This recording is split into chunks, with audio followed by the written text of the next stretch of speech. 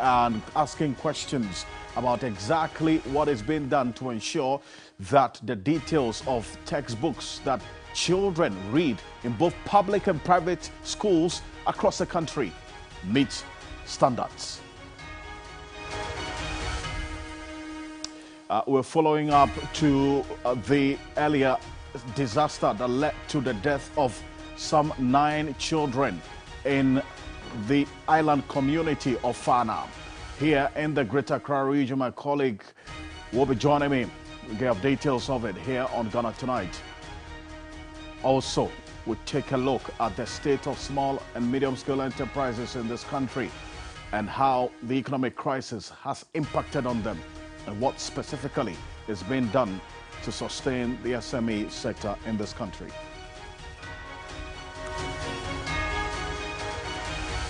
As always, we're very interactive. Let's hear from you. The hashtag we're using is Ghana Tonight on Facebook and Twitter. Let's get talking.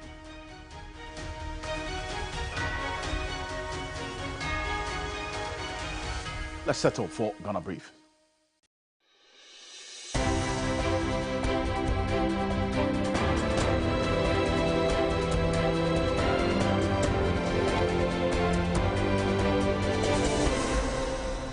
Chief Justice nominee Gertrude Tokonu had this to say when she was asked about her professional and faith positions on the issue of lesbian, gay, bisexual, transgender, queer and intersex during her vetting by the Appointments Committee of Parliament. I think I have made it clear that when I walk into court, all my thoughts are soaked in the law. The New Patriotic Party has denied the group from picking flag bearer nomination forms for the Vice President, Dr. Mahamudu Bawumia, for not seeking his consent. Representatives of 4 other aspirants picked forms for their preferred candidates on the first day of opening of nominations at the party's headquarters. We are here as a supporting fan to make sure that, in fact, this is a surprise to him because he was expecting that, but then the Bawumia fan club decided that they will pay and pick the form, go and present it to our father and our president to be. The Ghana National Association of Teachers has called for the publishing of basic school textbooks to professional bodies after a history textbook indicting Christianity fueled discourse on lack of attention to basic education.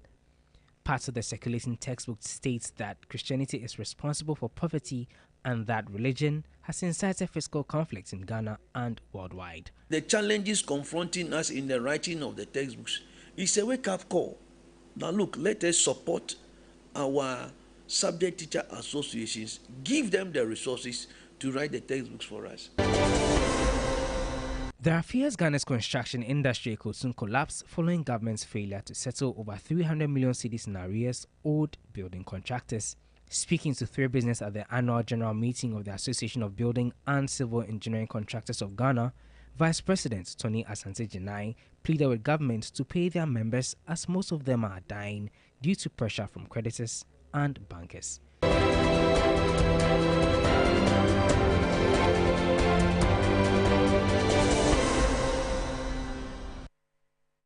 In fact, you can find some more on 3news.com. Make some time and visit 3news.com. A history textbook indicting Christianity, at least part of the content we've seen, has fueled discourse on the lack of attention to basic education, and especially the textbooks that both public and private basic education students or pupils are using. In fact, part of the circulated textbook that's pages states that Christianity is responsible for poverty and that religion has incited fiscal conflict in Ghana and worldwide. And that has generated a lot of controversy and a number of you reacting to it on social media. My colleague Noble Crosby-Annan put this together. Take a look. Controversial history textbook indicting Christianity has fueled talks of a lack of attention to basic education, following the demand by the National Council for Curriculum and Assessment, NACA, for the immediate recall of the textbook titled History of Ghana for Basic Schools, Learner's Book 4, published by Excellence Publications, after clarifying that the content in the published book does not accurately reflect the approved curriculum. The Executive Director of Africa Education Watch, Kofi Asari, says the routine emergence of wrong content in textbooks is as a result of the lack of due diligence. there's a deficit in the due diligence that was conducted by the approving authority ahead of the rollout of the textbooks for the new curriculum.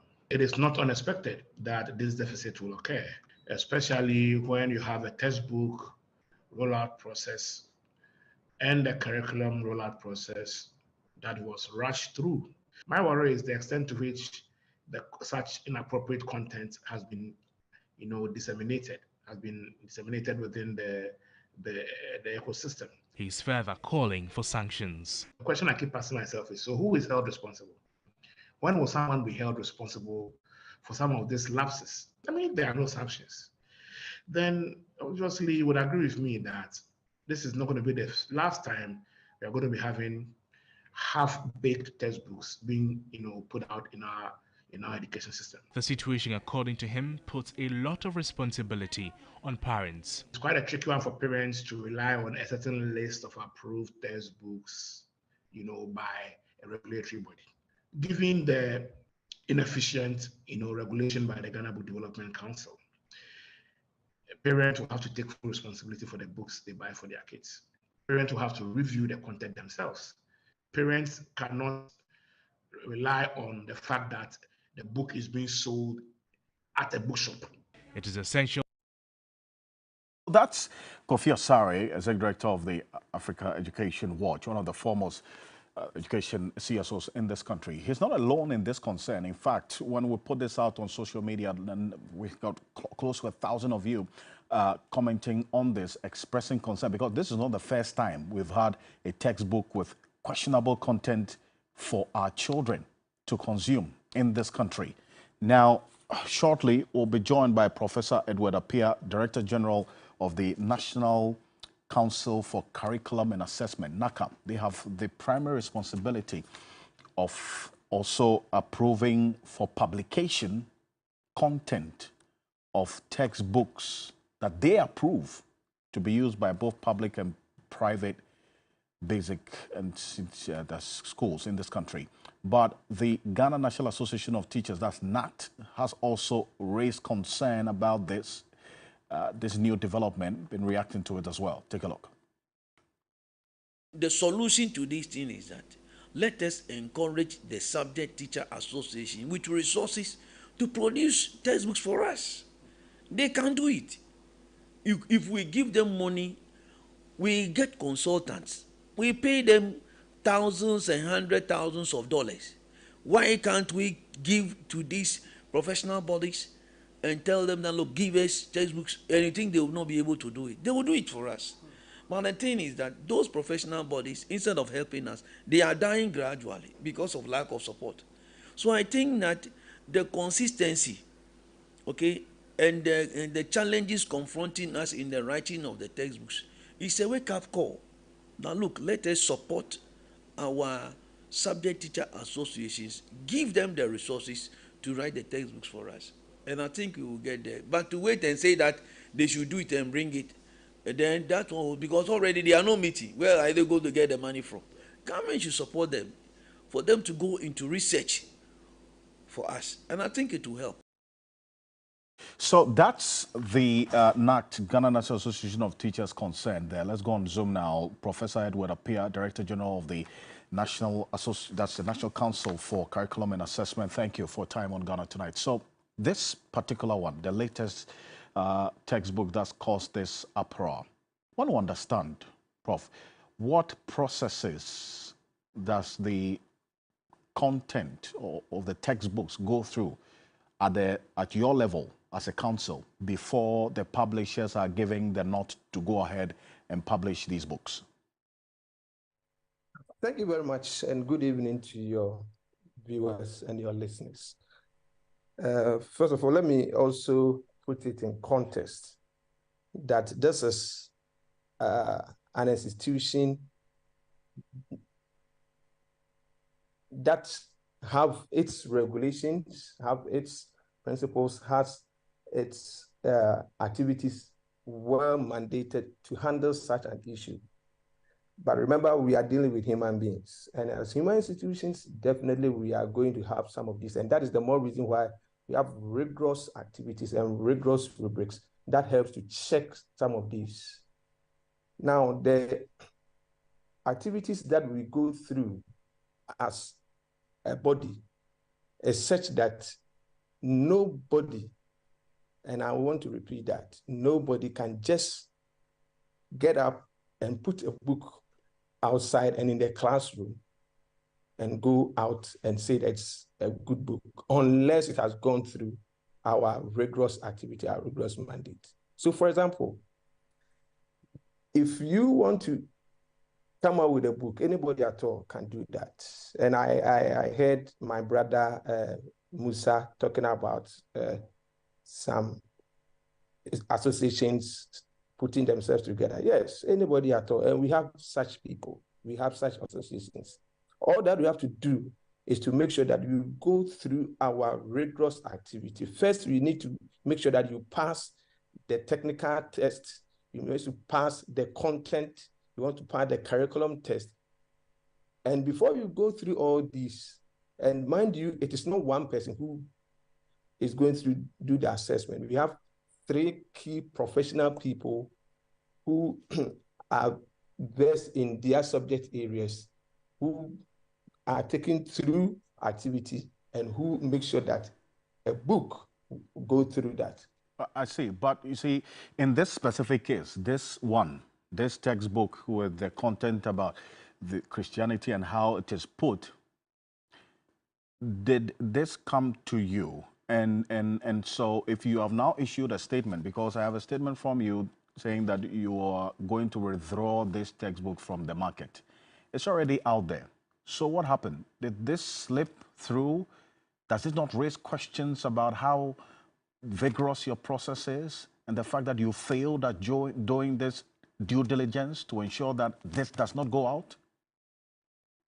Well, when you say it slipped through, I wouldn't say it slipped through. Now, let us get it this way. If you have, let's take FDA, who certifies a product, and along the line, they go through their inspection monitoring and they find out a product which it's supposed to have gone through their system, but it happens to be fake. Would you say that it slipped through? Of course. They have gone through all the rigorous activity. They have certified a book. But there is the possibility for people to come in with other things which have not been approved. And that is the more reason why at any point in time, NACA will have to go out and do monitoring and do some activity to check whether what we have approved is actually in the market. Remember, we are dealing with people, producers, publishers who are in to make money. We can agree for somebody to print a book of 1,000 copies. We are not at the press house to know the other copies. When it comes to the books in the school, we are sure that the books that are going to the school, we know the quantity, we know how it is going in there.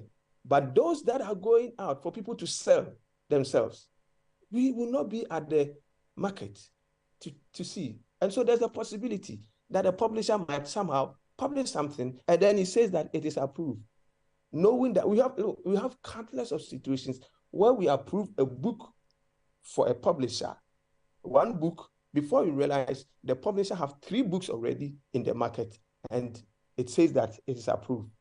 But you see, that book is not coming to the classroom. So you wouldn't know until somebody goes into the market and buy and see it. It does not mean that we didn't do our work. We are mandated to make sure that every book that goes into the classroom goes through our vigorous processes, technical, curriculum, content, everything, before it gets into the market. So before a book is said, we are saying that this book has been approved and it will be taken into the classroom. We are confident, we are sure that the book is certified. But there are so many books that don't come to us. And you can see so many publishers will also go with approved, in quotes, by NACA, yet the book has not been approved. And so in a situation like that, we all need to take time to check, we need to analyze, we need to do our investigation to find out where is that thing coming from. I've had a chance of reporting about 3 publishers to the IGP because they were using NACA's name as and selling approved books. Invariably, we had not approved them. You reported 3 publishers to the IGP. Okay, but Professor Pierre, I would want you to be stable. You keep going out of shot, so please be stable so we can see you. Okay? But this analogy you do with Food and Drugs Authority, there are 2 different things, to be honest. Would you say, and the viewers who are watching are parents, they are concerned about what's happened. As much as you may want to explain and defend, they are confronted with the realities of what their children are reading, and some of which is questionable. So clearly, NACA would be or should be held responsible for such instances, is it not? I mean, if you approve 1 book and the publisher puts out 3 books, who should be answering questions? Not you? I wish I could speak with Kofi Asare. Apparently, the book that we are talking about, I want to see the page of the book. I want to see the year that the book was approved. I want to see the pages, the chapters. If Kofi Asare is able to bring me the book, the pages, then I'll be able to prove to him that that book does not pass through us or it passed through us. You see, you can't take just 1 sheet. All along, I've been asking people to give me a copy of that book so that I can even check the chapters. Nobody has been able to give me that book. So you can't just go out and say, oh, that is an approved book or that is not an approved book. We've called for the publisher to bring all the various versions that we approved. And we are meeting him on Monday. We want to see. He himself says that he has not even seen the copies that they are talking about. And so when Kofi Asare says that, oh, he knows that it is possible for NACA to do such a thing, it's quite unfortunate. I wish I could have just responded to him. Unfortunately, you had recorded that one and it's gone. You shouldn't do things like that. And I want also TV3 for you to also tell me, which page is that document? Where is that book? Let us all have understanding that there's so many things people throw in the air. It is for us to take time to do our investigation to check. Look, when this issue came up, I called for the assessment, the assessors reports. And I've told you there are 3 assessors who normally go through such activity. And I look at the assessors report. There were areas that assessors made a recommendation. And there were so many pages that the assessors have made a report. It says, these pages have unpalatable words, unpalatable sentences, unpalatable phrases. And it is important that the authors will have to do something by changing or remodifying those pages. And I want to see the book that we are talking about. Which page is that? And to make me infer to see whether that is what we are talking about or that is a different thing. So when Kofi Asare just come in and say, oh, I know NACA, this thing can happen. It is not happening. Of course, it is not going to stop because we are dealing with human institution. There are people who always want to cut corners, even when they are not, they've not been approved. They will even come with something which they will say it is approved. And that one definitely will let you know. But as far as NACA is concerned, NACA will not approve. Prof, yes, it's a human institution, yes, but it doesn't mean that systems and structures should not be in place to ensure that these human beings abide by certain standards. Because if you say it's a human institution and so every mistake should be ascribed to the fact that it's a human institution, then we're going to get away with a lot of mediocrity, okay? So to the extent that this is not the first time this is happening, right? Should we not be questioning the systems in NACA to check these things that keeps happening? My brother, let me tell you something. As we sit here, somebody will come and donate some book to a reading club. NACA doesn't have that mandate to go and inspect those books.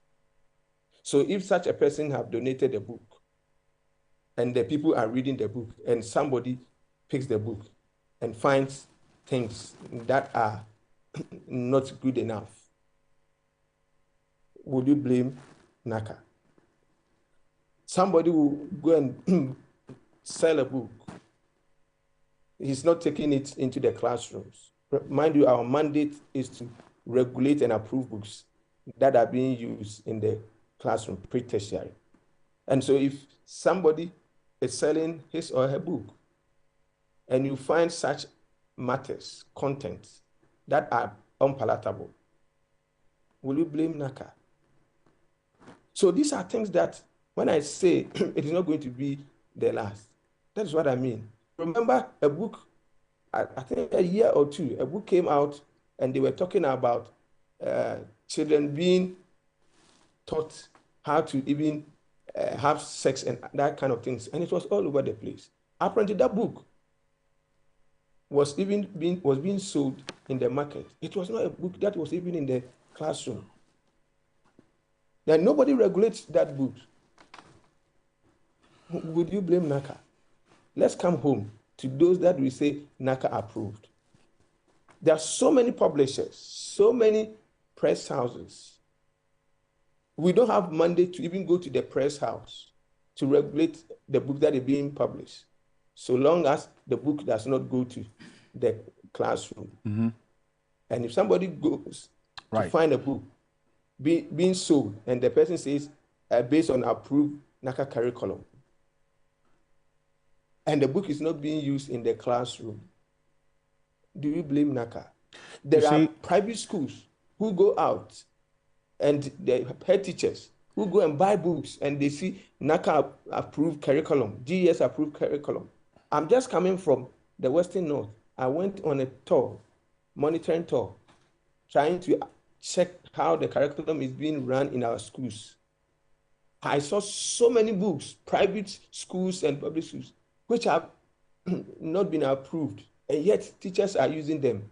And I had to question them, how they got to those books. And they say, oh, it was recommended by this, it was recommended by that.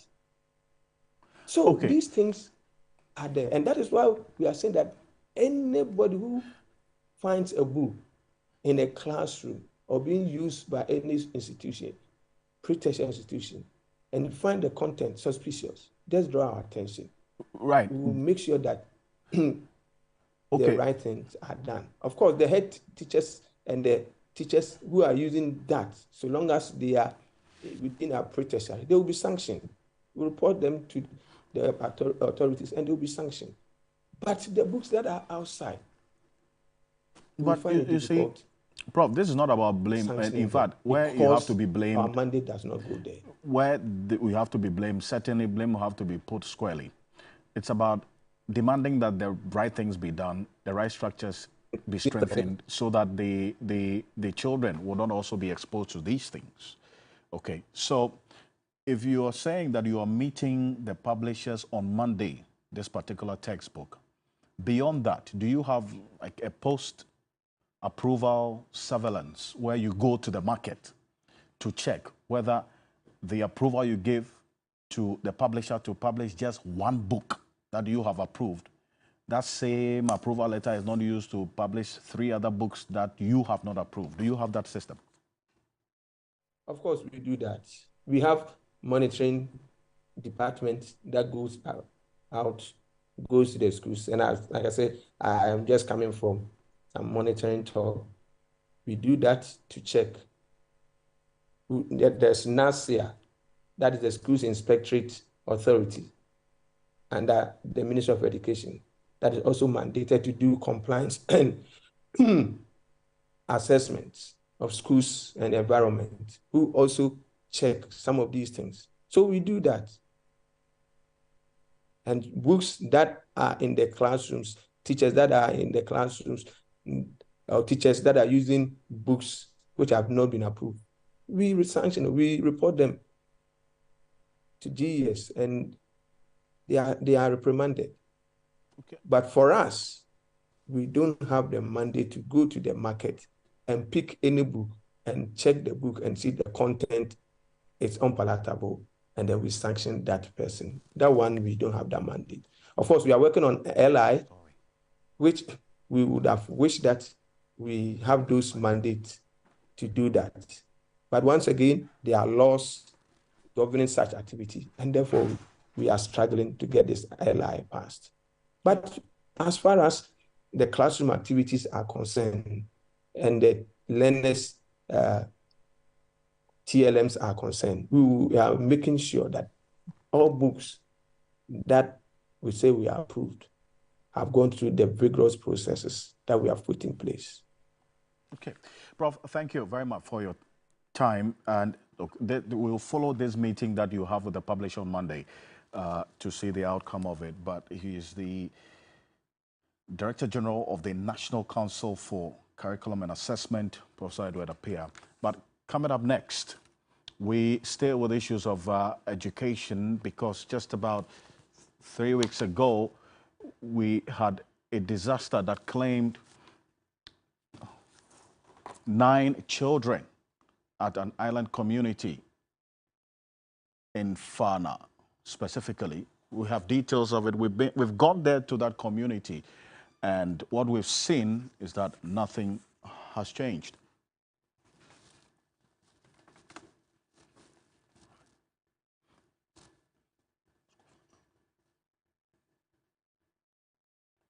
We'll get into this right after this quick break. Stay with us. This is Ghana Tonight.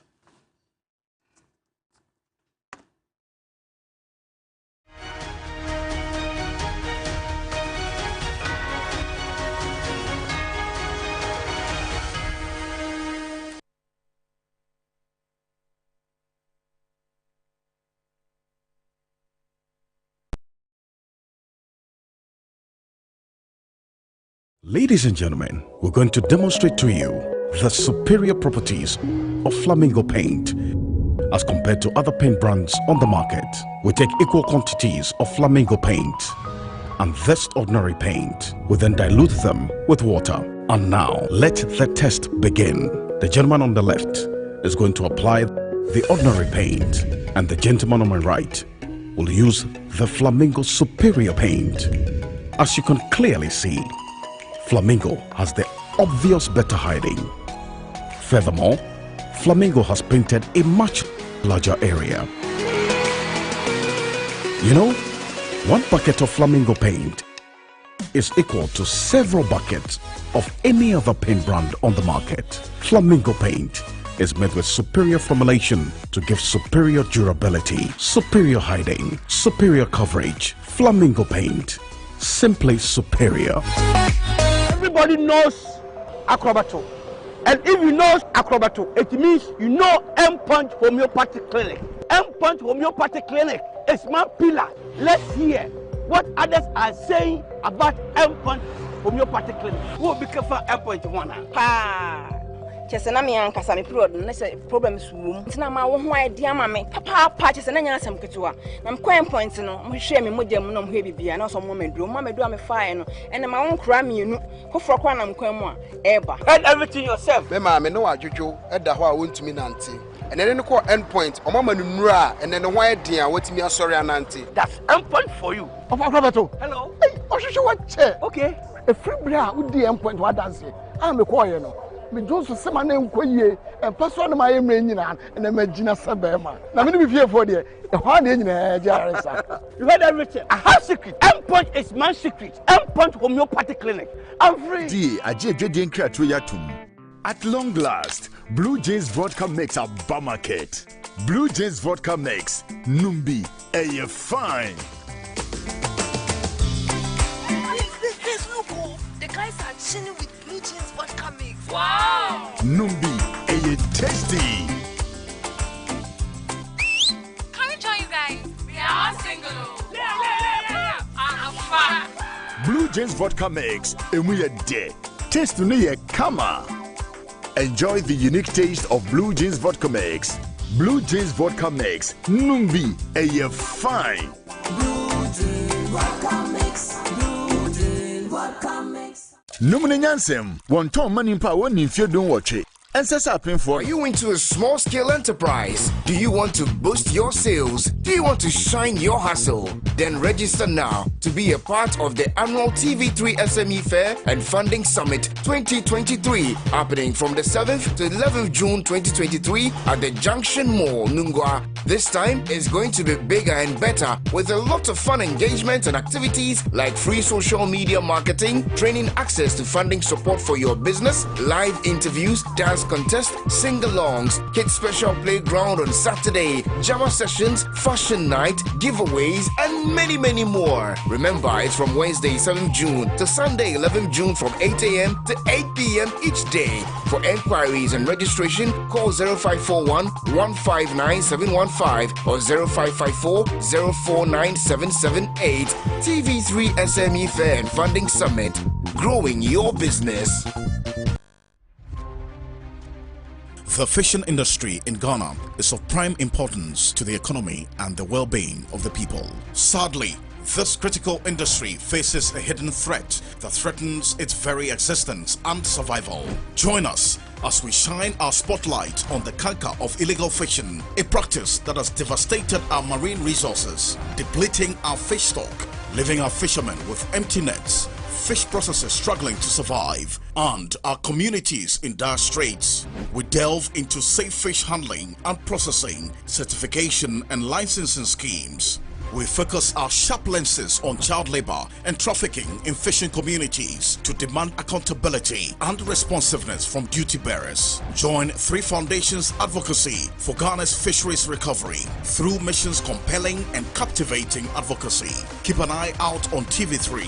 This program is under the auspices of the Feed the Future Ghana Fisheries Recovery Activity, funded by USAID, from the American people, live on News 360 and across all Media General social media platforms.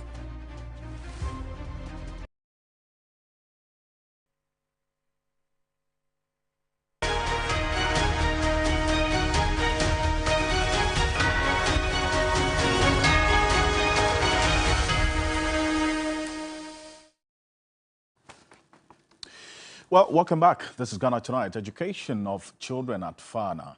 And this is an island community in the South municipality has come to a standstill 2 weeks after a canoe accident that killed 9 school children. Remember this. And my colleague Joseph Armstrong Goldalogbe was at the community when this incident happened, led to the death of 9 school children. Let's just refresh your memory. Take a look at this. This will forever go down as a dark Wednesday for the community of Kele, Pambros Wiaboman in the Wejagba municipality and Fana in the Gan South municipality, or in the Greater Accra region.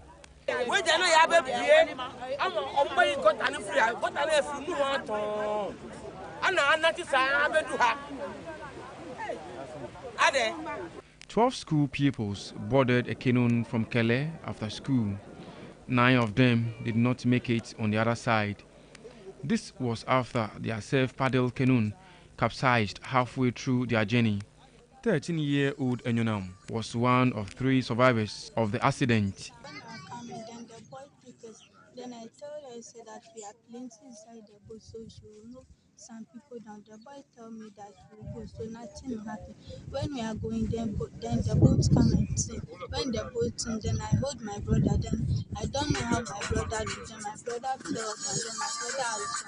Then me, I hold the boat. When some man is dead, then the man come and carry me. 7 of the pupils died on the spot, with other 2 confirmed dead in hospital. The loss is enormous for the community.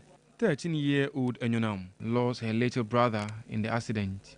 This woman also lost 2 of her children in the accident.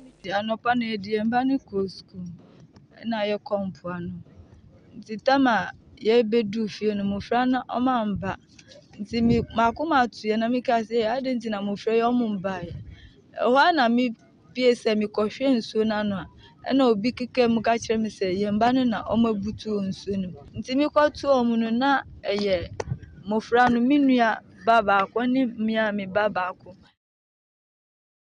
Very, very sad tale there. And this comes on the heels of a number of similar accidents that have claimed lives across the country, especially children. Quite unfortunate. And my colleague Joseph Gold Alogbe, who worked on this story, went to the community again today, and he's with me in the studio because we found out something. Joe, it's good to have you, as always. Yeah, of course. When you went to that community today, what did you find there?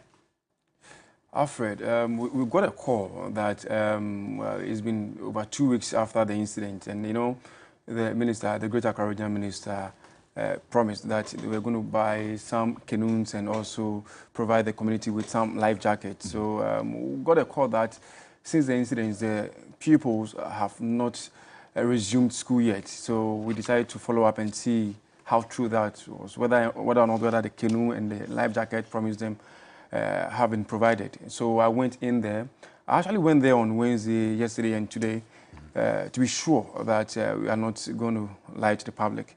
And when I got there, I realized that the school, that is a Vision Redeemer Academy, when I got into classrooms, they were virtually empty with just few people seated in there. I mean, what even surprised me more was when some of the teachers who also come from the island also decided not to come to school again because of the incident. Now, they fear coming to school again because, one, they claim if they don't get the life jacket, if they don't get the canoe, they can't cross the river to the other side of the community to attend school or even teach the pupils. I see. So the school has been abandoned because of this situation and the accident that happened. And you went to the school. In fact, stay with me. We're going to show you videos of this almost empty classroom as a result of this accident. When you spoke to the parents of some of these children, what did they tell you? Why they are not allowing their children to go to the school? Yeah, this is it. Yeah. In a canoe accident. So when I got to the school, first of all, I spoke to the teachers and I asked them what's happening, why are all the pupils? And then they said to me that, well, after the incident, the pupils no longer come to school. And we decided to find out we crossed over, went to the final community.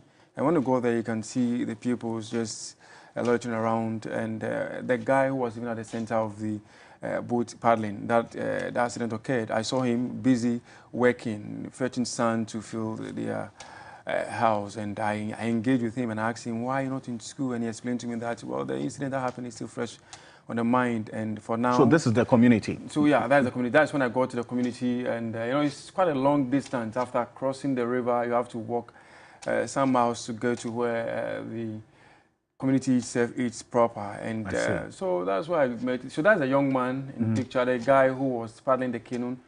That's capsized. This is a boy. He's not even a young man. So that's a boy. He's 15 years old. So this is what he was doing when I got to the community. He was busy fetching this sand to.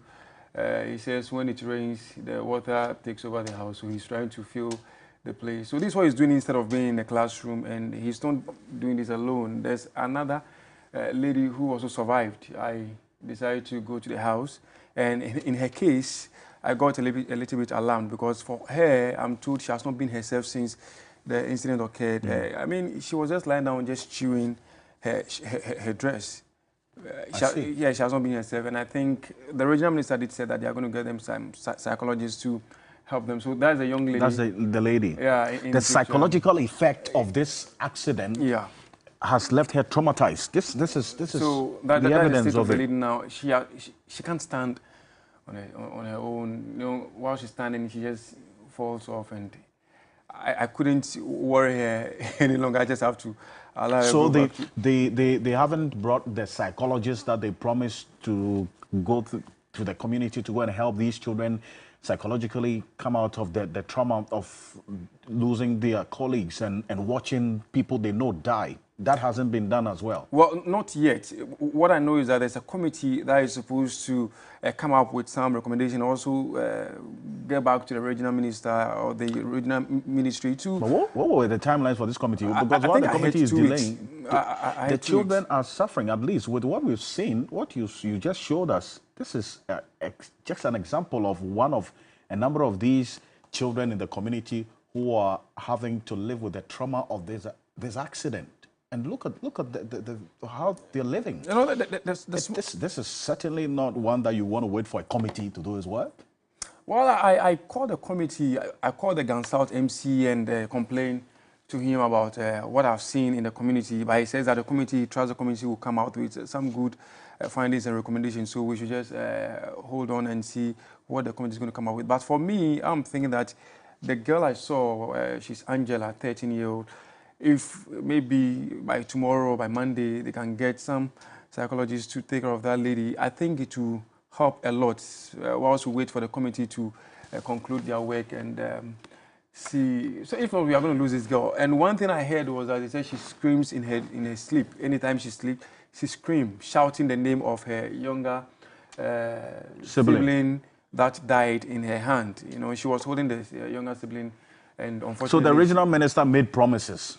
Yeah, there was, he made promise that they were going to be giving 10,000. I'm told the money is in. The government gave the money out, all right. But then the parents I spoke to says that they are yet to get hold of that money. The money is in the community, but they are yet to be giving the money cash in their hand. The money, they brought a check, but they are yet to get hold of the 10,000. So the money hasn't come. You also have the life jackets they were promised hasn't also come. The canoe that the minister promised hasn't also been delivered.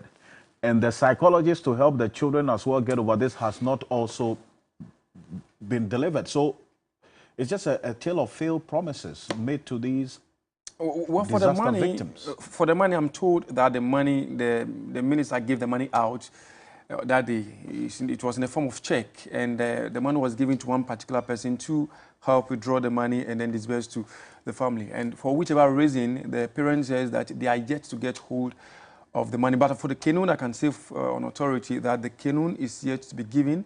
The life jacket also promised is yet to be delivered to the community. Let's take a look at the latest, what you saw in the community when you went there today. Take a look. Vision Redeemer Academy School is where most of the children from Fana attend school. 7 pupils from the school died in a canoe accident that occurred on May 10 this year. Almost all the classrooms are empty as students have not reported to school since the incident. A teacher who stays on the island has also stopped coming to teach his class without any explanation. Where I stand is a class made up of 3. We have class 1, class 4, and class 3.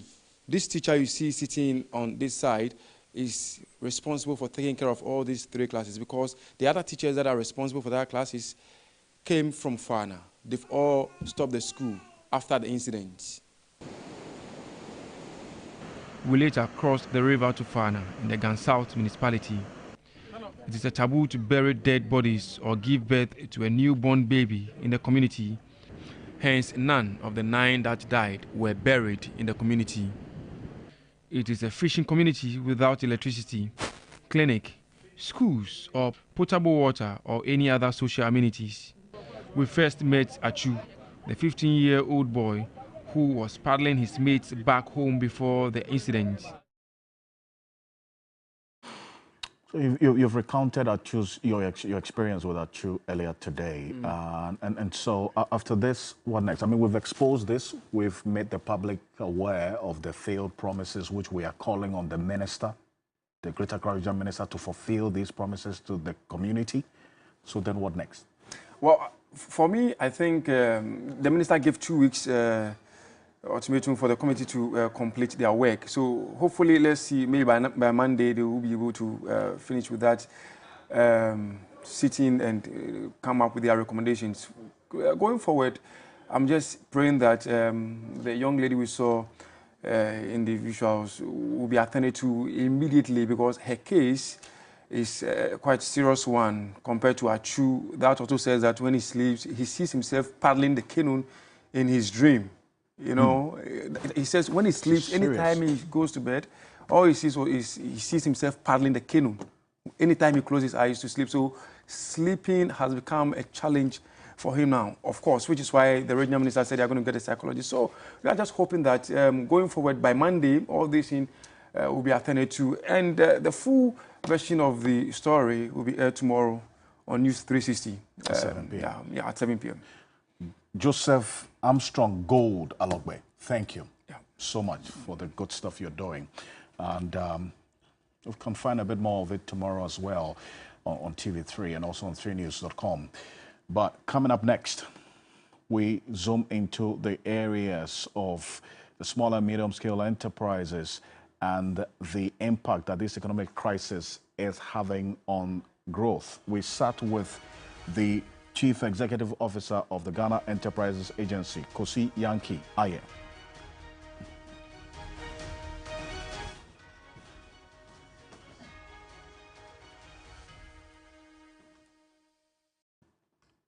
So we've seen that clearly this economic crisis is taking a toll on especially the small businesses. And so we ask questions about what is being done to preserve that sector so that especially young people who are coming out of school as well, who because of the IMF deal on the freeze on employment, are going to have to face their own challenges this year and beyond.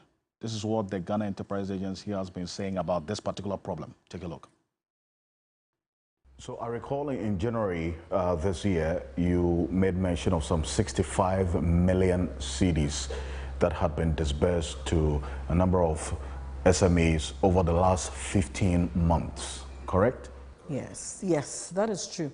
I mean, we have been, it's very interesting, but our transformation came at a very interesting time when, right after COVID, and it was as if we were preparing to take off to provide more support to MSMEs. So one of the interventions under the Ministry of Finance to support various ministries was the Ghana Economic Transformation Program. It really came about as to how we were going to transform the Ghanaian economy and move it really from where it has been in terms of really focusing a lot more on the micro to moving that to the next level of support to support a lot of SMEs. And under that, we came up with various COVID response grants right after the COVID to support these businesses. We came up with various interventions that would also look at high growth SMEs and how to plateau them and accelerate the growth of them. And yes, we've been quite successful at that so far in trying to look at a new segment of support for SMEs in Ghana. When you interact with the SMEs, they have a number of concerns, but for you, having interfaced with the SMEs, that's Ghana Enterprise Agency, what's the biggest challenge for these SMEs that you have found out? SMEs face varied challenges. So one of the challenges we even have is how do you tailor interventions? Because every SME has their own unique or peculiar challenge. But some of them that runs through is really technical assistance, right? And when we talk about technical assistance, it's like what kind of business development support do you provide? How does that business development support looks like? Because anytime you ask people, even when you come to me and you say, Kosi, what problem do you have? I say, I need money. Right? It's the easiest thing. It's one of those things that is so tangible that you can touch. And so most people say, I need funding.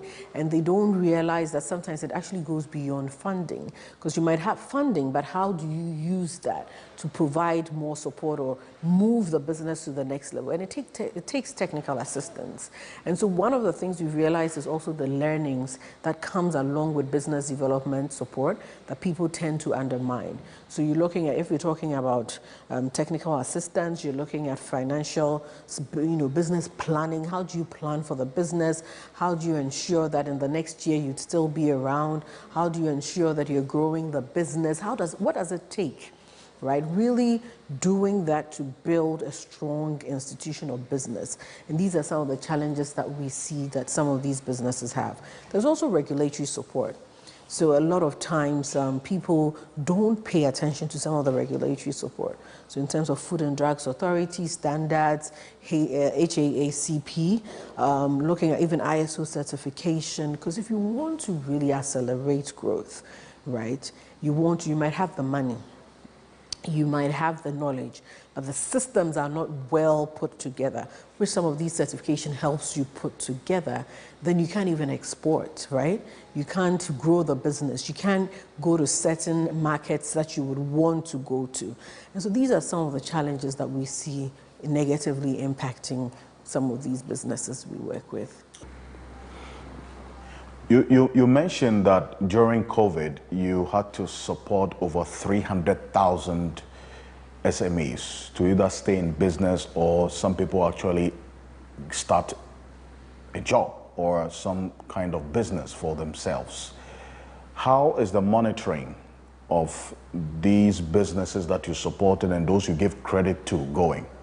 So I think, as we were talking about the 300,000 people who benefited from the funding we gave, we've been doing a lot of monitoring and assessment from our side. We actually have a district-based support scheme that goes to the community. One, the first thing that it did was to be able to help people retain staff, because it was one of the criteria for providing that funding. We were fortunate enough to see that a lot of businesses retained their staff during that period. The other thing that we've realized that even some people were able to expand their businesses and employ more people, which was quite surprising. Because as I mentioned to you, the goal was to hold steady. And unfortunately for us, there were people who went ahead to do it. I mean, we even did some impact assessment. It wasn't through us, but the World Bank and one of the UN agencies and Ghana Statistical Services did some assessment of about a few thousands of them, and realized that through the funding that government had given at that time, over 50% of the businesses that had shut down opened. It increases sales revenue of upwards of almost 12%, approximately, if I remember the numbers right. And so that shows you that it wasn't just wasted, but it actually helped and moved certain businesses to the next level, which is what we intend and hope to see. Currently, we've also initiated a new impact assessment at the end of the program, where we think that it's a good time to really go back again. So an impact assessment is being initiated for us to go back to see what has happened after all these years. But are there any specific challenges, I mean, for the SMEs who took the loan in trying to pay back? Or as it were, when you go to them, you are demanding that they pay back the soft loans that you give to them. What are some of the challenges that they tell you they're facing now? You know, the first thing is that in the process that we did, we were very careful. The project was designed to have two products. One was grant funding, one was a debt funding, right? So the grant funding is not to be paid back. The loans are to be paid back. Now, when people say that it wasn't given to real institutions, who are those institutions? Because there was a grievance mechanism. They could have written to us and said, this business doesn't exist, but you gave it this business, and we could have gone in to really look at that, right? I always say that assumption is the beginning of all problems, right? And so looking at it from that perspective is wrong, because there are two things we did. One, if you look at your Ghanaian economy, 70% of your economy is informal. What does informal mean? Informal means that you haven't registered, you're just a mom and pop shop, right? So it could be in your name. Okay, so it starts from everybody who's doing some form of a trade, anybody who's doing some form of a production, and that is your economy. And that 70%, almost 70% are women. So majority of your women are in informal economies, in businesses that are not registered, but they're still doing business. They're trading in the markets, they're trading at home, they're trading in shops, and they've been impacted by COVID. So what do? Say, because you're not registered, I'm not going to support you. I can't do that, because then you basically silence a huge percentage of your population that exists. And you're saying that I'm putting on blinders and I'm not going to see you. That's the first problem. And majority of those people are taking care of their children, their mothers, their fathers. That's what they eat. That's their livelihood.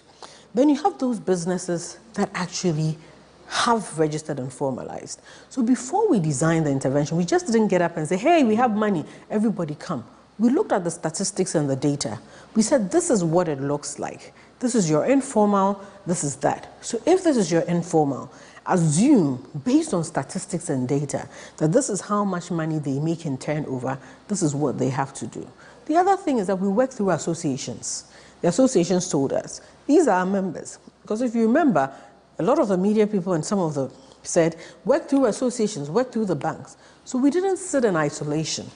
We worked through the associations, we worked through financial institutions. So if you said you were a business and you went to the financial institution, you had to show them your Registrar General's Department. You didn't come to me. So I was not the one, or GEA was not the one giving money to businesses that existed or not. It was given through the banks, who would do their due diligence. In some instances, they would even tell us that this beneficiary has a challenge with the credit bureau, so We don't think you should pay them. And we wouldn't. Or this person has business exists. How would I know? Because they did the KYC.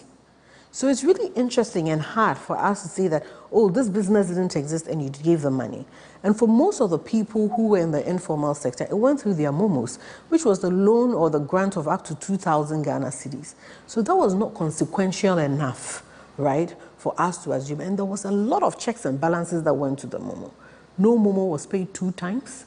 Because there actually is a mechanism that allows you not to pay people 2 times. So it's an interesting conversation. That's why I say that it's so easy to assume when you sit back and say, oh, this person didn't have a business. There were procedures and processes, and we followed those processes to make sure we were giving the Ghanaian people. Are there specific challenges you're facing with the repayment process for those who took the loans? Yes. I mean, there are some people who died. There are some people who got sick and can't work anymore, so they write to you. There are some associations who actually took longer, especially the educational institutions, because they stayed home longer than necessary, so you have the challenge of that and providing that. There's some people who closed down their businesses naturally, right? There's some people who moved from the districts they were in into other districts. So yes, those are the challenges that we face. But it's no different from even other financial institutions, what challenges they face. The challenges are there, but it's up to us to overcome them and continue to push to get what we think should be done. Well, I mean, admittedly, government on its own can do so much. But apart from this 65 million cedis that accumulatively you have given to these SMEs, beyond that, is there any other support or funding that you plan to give to the SMEs in this country? Exactly. So there's so much government can do. I think government creates the pipeline for bigger institutions to take them on and then provide the funding that they need. So from our side, we do our best. We continue to have programs. We just launched the Women MSME program and the Youth and MSME program. We also have the High Growth SME program that is running. In a few weeks, we're going to launch the Persons with Disability MSME program that will support them. We also have the Youth Start intervention. So our goal really is continuously be innovative and look for resources. And that's where government comes in to do it. But then the goal is to partner with other private sector who will then work with us to build on what we've started. Well, you mentioned the Youth Start. I do know that it started in May this year across 185 districts, correct? So Youth Starts, the portal for application process started last year when we launched the program. And after the program was launched, applications came in through the online technology portal that was set up. We did the needs assessment the first quarter of this year and the readiness screening to make sure that the beneficiaries were able, willing, and also get a better understanding of how to tailor the trainings we did and also improve sensitization. So we sensitize in every district in this nation across the length and breadth of the nation. And then last month, getting into this month, we started the training. Actually, last month, we started the training programs across the districts. Currently, as we speak, 185 districts have benefited. Starting from next week, the remainder of the other districts will benefit from that as well. So it has started. And are you sure that the 1 million jobs that this Youth Start program is expected to create can be achieved within the period? It's possible, right? It is possible because the understanding is that, and the design of the intervention is that once you start, you hire people. And as I was speaking to you earlier, I said to you that that's why there's a focus to accelerate and migrate businesses from micro to small, small to medium. Because if you don't do that acceleration, then clearly you're not growing the businesses. That's why technical assistance is so important. Because if you're going to create 1 million jobs, because really think about what is 1 million jobs, right? I mean, if I had a whiteboard, I would have done the numbers for you. But really, it's about each person creating what is a micro business. A micro business is between 1 to 5 employees. Worst case scenario, even if you do the first phase of 50,000 and they employ 2 people, what's that? That's the first 100,000, right? Bear in mind that we've been doing various interventions up until this. Under the youth in MSME, it also falls within the youth status, another and a different phase for that. So looking at more established, building them to be able to create employment so that it's possible, right? Maybe we didn't start early because of trying to go through the whole sensitization, letting people be aware of it, because we needed to make people aware of what was coming. So all these things are some of the challenges that might, so maybe within the timeline, because if you look at the timelines, then it's next year. But now, if it's a 3-4 year, it is possible. I think everything is possible. Your interventions and the programs are targeted at everyone in society, both, you know, the low and the high, if you want to put it that way. Hawkers and you know, the that's head porters and so on. But what are some of the social vices that are inhibiting the success of some of these interventions for these less privileged in society to take advantage of? I think, I mean, there are various social vices that can inhibit the challenges that the work that we are doing. And more, if we look at our interventions and in the communities, one of the challenges we're seeing is that fewer men or boys, I would say men, boys, you know, teenagers, are applying, there are less of those men or boys applying for our interventions. The concern is a lot more men getting into betting and not these developmental issues. But the SME sector is on our radar quite seriously here on Ghana Tonight, especially because of the IMF program that we are looking at various aspects and how this is going to impact on the economy and individual lives as well. So thank you so much for staying with us here on Ghana Tonight. We're back on Monday, but join me tomorrow at 7 a.m. for Key Point. I am Alfred Ocansey. Have a good night. Ghana Tonight is brought to you by Flamingo Paint. Superior durability, superior hiding, superior coverage, simply superior.